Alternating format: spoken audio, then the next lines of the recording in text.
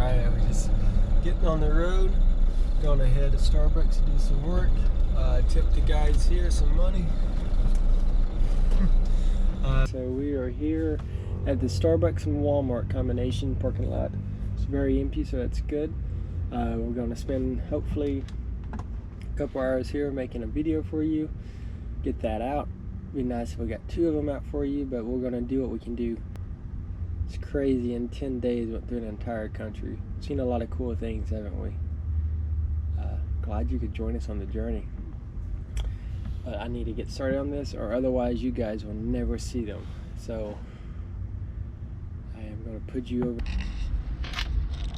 So I've already deleted 8 things. No, 13 things, but we still got 2 hours of footage to go through. And I want to try to make these like 7-minute videos for you guys, so that's a lot of cutting. Thanks for joining in on the adventure. And thanks for watching that part where it's not that fun, like me documenting how and adjusting it for you. Starting with 88 items, and I've got to take it down. I don't know the grand total time that I take it from that to what you see, but it's a lot of time. So there's our putty from where we patched it up. It's leaking just a little bit. Inside that mason jar has Persian, which is chemical we got from the RV store. You can buy it a lot of places, but what it does is it's basically like a chlorine kind of thing. I'm no chemist, so I'm not going to pretend to educate a lot on it. Our water goes through the double filters. Then after it gets cleaned, we add that chemical right before it goes into the tank, so it keeps the tank nice and sterile. This is where I had to repair it. You probably remember over to the left of the valves is where those valves used to be at permanently. So, but tequila, I think it was episode 7, those got knocked off. So check that out if you want a good laugh. But yeah, the water gets purified, and we add chemical to it, and it goes into here. We've got 2 valves there, so we can control if the water's going in the tank in the front or the tank in the back. And it's fun watching this from this angle. You can see the vehicle slowly dropping because of the weight. Because you got to think, we've got a 20-gallon tank right here that you see, and then there's a secondary 23-gallon tank right behind the fuel tank. So, 43 gallons times 8, so 320 to 400 pounds of weight were just being added. That's like 2 people just riding under the vehicle. And that's an odd way to phrase it. But yeah, this secondary mount was just a simple system I used. I just got that metal and painted it black, made a frame, and then I put a double wood bottom and a wood face on it to protect it from road debris. I did that in California right before we left. And the guy's house I did it at is, I'm like super excited to see his system because he's got leaf batteries in his, and he's doing a really sweet job. But having both water tanks going through Mexico is not necessary. These water purification systems are pretty much everywhere in Mexico. I was like really amazed by how much or how easy it was to just get water.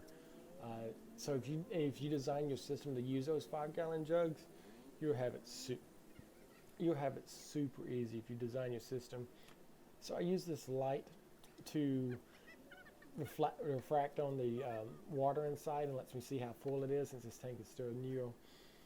It's really hard to tell where the water level is at. Putting that light at the bottom reflects the light. You can see the water line if you tap it. This guy here, he was a super nice guy. He actually did 20 years of military service, and then he opened his store up 7 years ago. He's been in business. Super friendly, super helpful. But most of these people at these water stations are helpful, and it's really nice to just be able to get clean water, then just purify it again. So we actually put a cap on that, and then I just moved that zip tie up so it stays in place. It doesn't hang down low. All that plastic bag you see there is actually our oil pan container. So when we change the oil, we just remove that and get the oil in there and then dump it at the AutoZone or auto parts store. And it's just made for a good place to tuck it out of the way. That way we don't have that aroma or storage inside the van. And what else is also convenient is just having your sink right behind the driver door, so we need to set something down quick, especially like puritan glass. It just goes in there, we put the chemical where it goes, right beside the trash can, get the keys, and then we'll begin on the road again. So I realized I never really got to show you these roads. I always put them in the videos, but they were so fast your brain couldn't quite comprehend, at least mine couldn't. So this one's got it just going at normal time-lapse speed and lets you see how fun it is to drive in these roads. They're nice and tight, and you just kind of keep alert. We didn't have any traffic issues at all. The roads were always wide enough, because you see a lot of these vans about our size that transport a vehicle around. And once we got to Guatemala, they actually paint theirs dark blue, a lot of them, and so we got flagged a lot. A lot of people thought we was a transporter, but we wasn't. We're just, passing through, going to get our education to teach English. This is fun really driving through this with y'all guys. I really enjoy these roads. It's a lot of fun. It's very beautiful. Those colorful streets are so nice here. But the next video, we're going to fill the propane tank, and then I'm going to do the recap of expenses of what it cost 10 days to go through Mexico. How much did I spend on topas? The topas, how they also crashed our bed, causes the propane to take longer. So you'll see that as well.